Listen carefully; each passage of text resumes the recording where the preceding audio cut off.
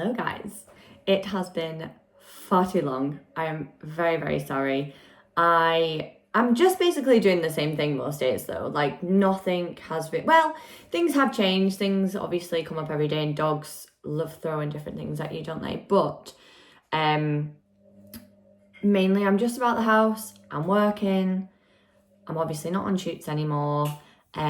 So I'm not wanting to film the same stuff every day. Thought I'd jump back on. We are just having a day about the house today. I wish I'd filmed yesterday. I wish I'd vlogged yesterday because I trained my clients and then I took Thor and Norse to my friend Emily's, who also has a YouTube channel. You might follow her. If you don't, do so. I'll pop her link down below. And then we travelled to our friend Matt, who's another dog trainer who comes picking up with us. You might have seen him. Well, you will have seen him a couple of times in the vlogs. And yeah, so we travelled to his and we just trained together. And it was really, really nice. And then I went to Emily's and we had dinner. Had a good catch up because we haven't really seen each other for a while. And me and Emily are normally together quite a lot. Today, I'm just about the house again. I'm just training clients. I've got a new set in. So we've had a golden retriever, we've had 2 Vizslas, we've had a cocker spaniel, and we've had a lab cross cocker. Is that right? That'll be them all. Yeah. 2 Vizslas. Yeah, 2 Vizslas, 1 Goldie, cocker spaniel, cocker cross lab. So that's what we've had so far. So they've changed over now. They've all gone home. They're all doing well at home. And now we've got a new set. So we've got 2 Springers who come regular. They're actually back again this year while the owners go on holiday. So that's really nice. And we obviously had them last year. So we're just like building from what we did last year. We also have a cocker who is new here, completely new, never met him before. And we also have another cocker who we have done one-to-one session with. So he's here for a little bit of a shorter period of time, but he came and he remembered everything he learned in his session. His owners have done a great job of keeping it up. So yeah, and last week was his first week and he's just been flying through everything. To be fair, everyone has been doing really, really well. And it's nice that I've gone from, I obviously had cockers. I had a cocker in the last block, but it's nice to go from like one breed to another and just really have a variety. Already, I'm in my 2nd block of residency and already I've had such a variety of breeds and I've had everything. I know the Vizslas were too smooth, but I've had everything that I have in my own team. I've had Vizslas, I've had golden retrievers, I've had, well, actually I haven't had a lab yet. I have not had a lab resident yet, but the next block I have 2 coming. Technically Indy was a half lab, so we did kind of have a Labrador. She had Labrador legs. Spaniel mentality, but Labrador legs. I take residents up until the shooting season when I then obviously my days are taken up with my own dogs and shooting and I don't have time to train. But yeah, we're flying through it now. Anyway, that's a bit of a catch up. I'm now going to feed my birds because over the weekend they have eaten a lot. It looks like a nice day. So I kind of neglected and forgot about my leeks. And my onions, oh no, they're proper dead. Proper dead. I love rabbits and everything, but I'm getting really sick of them coming into my garden and digging holes in my flower bed. I think that the reason the last owners had this covered in, the last owners of this house had this covered in plastic and stone was obviously to stop the rabbits from digging up the plants. But I don't like plastic and stone, so I've changed it. And it took so much work to sort of rip it all out, like so much work. But I like to plant different things and like it was limiting because you couldn't like replant anything in it, so I've changed it. But it's probably a big mistake. I have this little bag of goodies. I've got my sunflower seeds. They go over the other side. Although I do put a little bit on my little house that I got from one of my clients, Elba. My owners kindly got me this last year.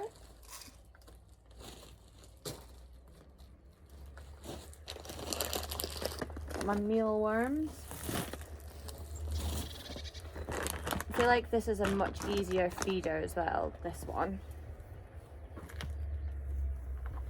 can just twist it off. Whereas part of me feels like a lot of the feeders are a bit stupidly designed. Like, I wish you could just like hook them off, but this one's a lot better. I'm trying to think if I've seen, oh, I have seen a new bird, a red poll. I'm sure it was called a red poll. Just once, and I got super excited about it, and I've got a really terrible thing. The only thing about this feeder is these go everywhere, but luckily my partridge come and eat them all up again, so it's fine.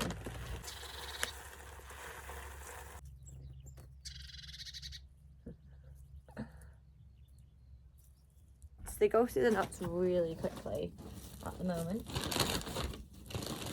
I'm just gonna have to wait for me to go and order some more seeds, which is growing some grass. I need to empty it out, but I don't want to damage the plant, and again I can't get the top off it, which is really annoying. I don't want to damage the tree by dragging it off, so it's just gonna have to stay how it is at the moment. But I mean, I feel like the design isn't the best for these feeders.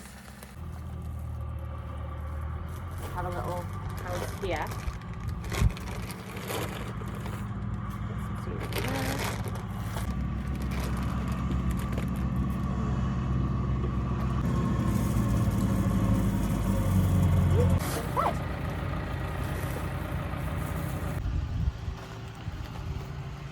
Blue chip.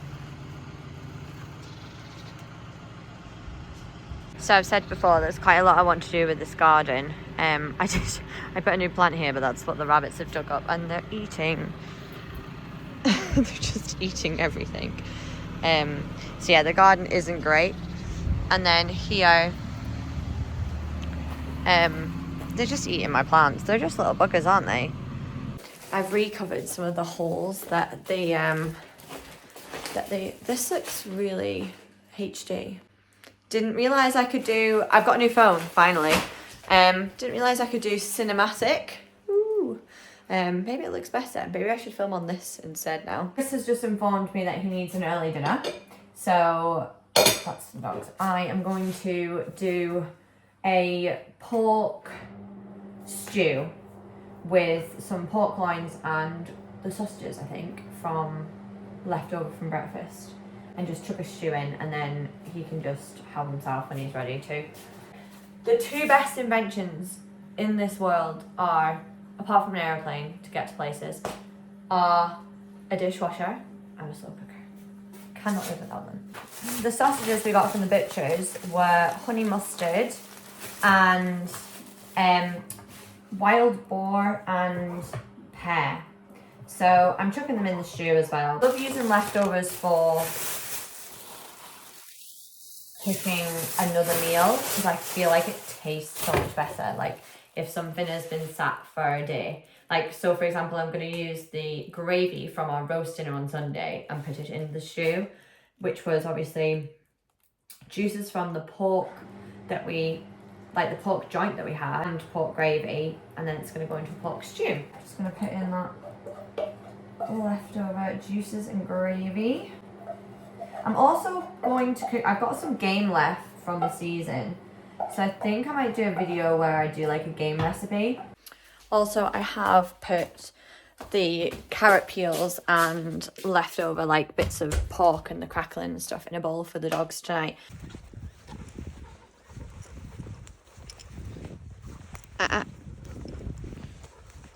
Good lad. Good boy. Good boy. Kill.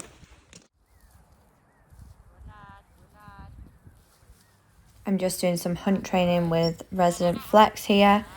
This was the first time I think we did some hunt training, so he's not really got much confidence in it, so I'm just kind of giving him reassurance all the time and telling him he's a good boy, but I don't want to be too hyper with this dog because it can send him too far the other side, so just a steady form of encouragement, and he picks up confidence nicely, covers ground nicely, hunts quite nicely. By the time this dog went home, he was on fire. He has such a nice natural ability for hunting and absolutely loves it. So once he had his confidence to get out a bit more and keep a pattern, he was great. I don't think I've showed you guys these, but I do like training diaries for everybody. So all the clients that come, I note down like what training they've done every day, and then it just means that each owner can go back. So like I'll voice note them if it's something that their dog's worked on or something they've been introduced to, and then they can look back and say, oh well, they were introduced to that on Tuesday and by the Friday they nailed it, or they were introduced to that on the Tuesday and the next day they nailed it, or they were introduced to that on the Tuesday and it took them a whole week to grasp it. Like just for things like that. So they also know like how much pressure I put on each dog each day, because dogs are so different. For example, I've got the two springers that came to me last year this year and are coming again later on.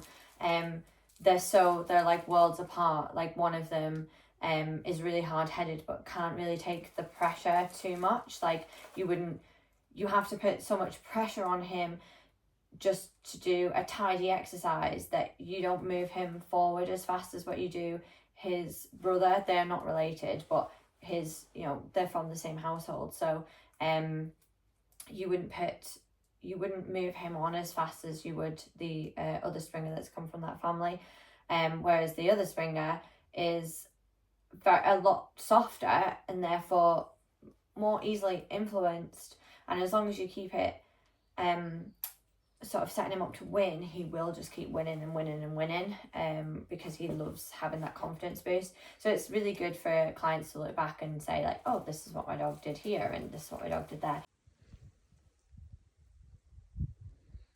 Some switch off for Trig after some intense hunting.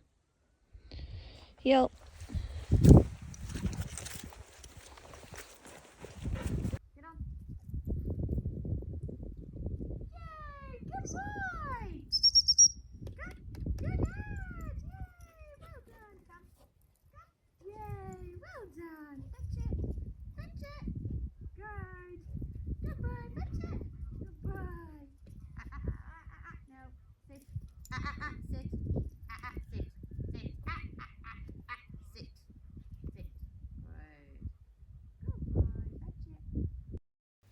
After training all the residents, I got my team out to film a training challenge for Instagram.